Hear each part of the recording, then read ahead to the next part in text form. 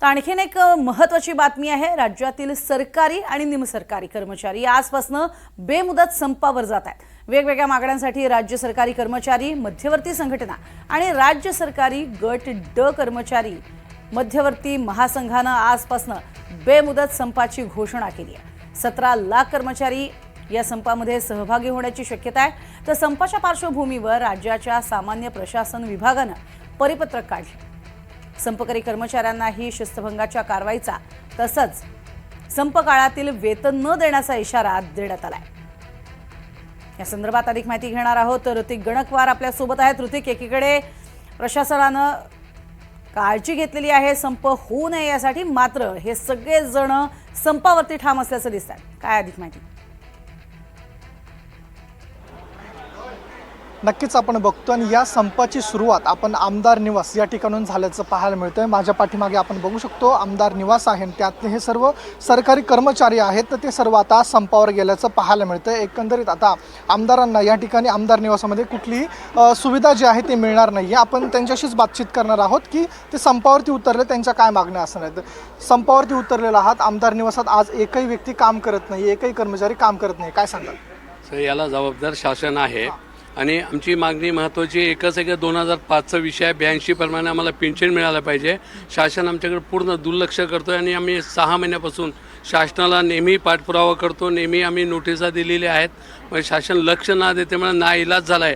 आज सकाळी 7 वाजेपासून आरोग्य महाराष्ट्रामध्ये आरोग्य कर्मचारी सगळे बाहेर आहे आणि याचा त्रास जनतेला होतोय। जनतेची आम्ही माफी मागतोय, फक्त आम्ही संप केला नाही, संप करायला आम्हाला भाग शासनाने पाडलेला आहे। आमची विनंती की शासनाला तात्काळ आम्हाला चर्चेला बोलावं आणि चर्चेतून अनेक प्रश्न आणि वर्षानुवर्ष सुटतात। हे प्रश्न आता निकाली काढायला काही वेळ लागणार नाही आहे।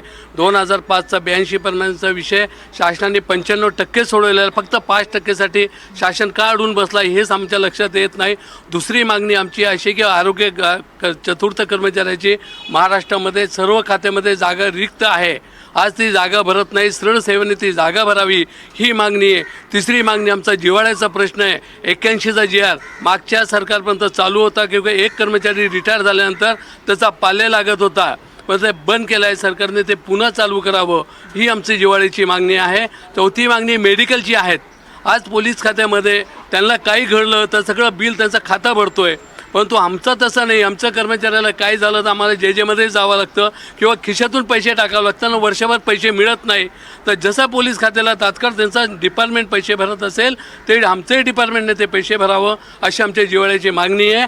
आज महाराष्ट्रामध्ये 17 लाख कर्मचारी संपावर आहे, शासनाने लक्ष घालावं, किंवा शासन नेहमी आरोप करतोय की कर्मचाऱ्यावर आमचा मोठा खर्च होतोय। फक्त खर्च आमच्यावर 22% खर्च होतोय, लाडकी बहिणीवर आता 34% खर्च होतोय। 3,34,00,000 रुपये त्यांची लाडकी बहिणी आहे। आम्ही लाडके भाऊ नाही का? शासनाने हे विसरायला नको। ते जे वोटर्स तुमचे, आम्ही कर्मचारी आहे मगर आम्ही बी तुमचे वोटर्स आहोत, हे लक्षात ठेवायला पाहिजे। तुम्ही तुमचं नाव काय? तुम्ही याच्या आकाशवाणीत काम करता का? आणि आता काय काय आमदारांची सुविधा तुम्ही बंद केली? सर्वप्रथम माझं नाव विजय कुमार कनोजी आहे, मुंबई सार्वजनिक बांधकाम विभाग व आमदार निवास कर्मचारी संघटनेचा अध्यक्ष। सर्वप्रथम जे आमदार आपले जे कर्मचारी आहेत ह्यांचा जिव्हाळ्याचा जो प्रश्न आहे की जेणेकरून आज आमचा कर्मचारी सेवानिवृत्त होतो, त्याला 2,000-2,200 अशी पेन्शन बसली आहे। त्या 2,000 आणि 2500 मध्ये घर चालू शकतो? आणि जर तो आमचा कर्मचारी सेवानिवृत्त झाला आहे त्याच्यानंतर त्याचा औषधाचं काय, त्याला काय पैसे पुरत नाही, त्यासाठी तो लवकर आमचा जो कर्मचारी आहे म्हणजे आजारी असून लवकर म्हणजे त्याचा म्हणजे मृत्यू होतो, असे बहुतेक कर्मचारी आमचे लोक आहेत। आता एवढा मोठा आहे, शासनाने आमच्यावरती अन्याय केलेला आहे। फक्त आमची एवढीच मागणी आहे की जेणेकरून जुनी पेन्शन त्वरित लागू करावी, नाहीतर त्या संप आम्ही माघारी घेणार नाही। आता पुढचा प्रश्न आहे की आता जे प्रशासन विभाग आहे त्यांनी असं म्हटलेलं, सामान्य प्रशासन विभागाने, की जो संपात सहभागी होईल त्यांच्यावर शिस्तभंगाची कारवाई होऊ शकते, त्यांना जे संप काळातला तो पगारही मिळणार नाही, काय सांगाल? आपल्या या संपामध्ये 17.5 लाख कर्मचारी उतरलेले आहेत आणि सामान्य प्रशासन विभागाचं ते काम आहे, त्यांनी ते पत्र काढलेलं आहे, कारण त्यांचं ते काम आहे। आणि आमचं काम आहे की आमच्या मागण्या पदरात पाडून घेण्यासाठी संप हे हत्यार आपल्याला उगारलंच पाहिजे आणि आम्ही हे आमच्या न्याय हक्कासाठी उगारतोय। मागील 15 महिन्यापासून आम्ही 7 वेळा लक्षवेध केला आहे शासनाचा।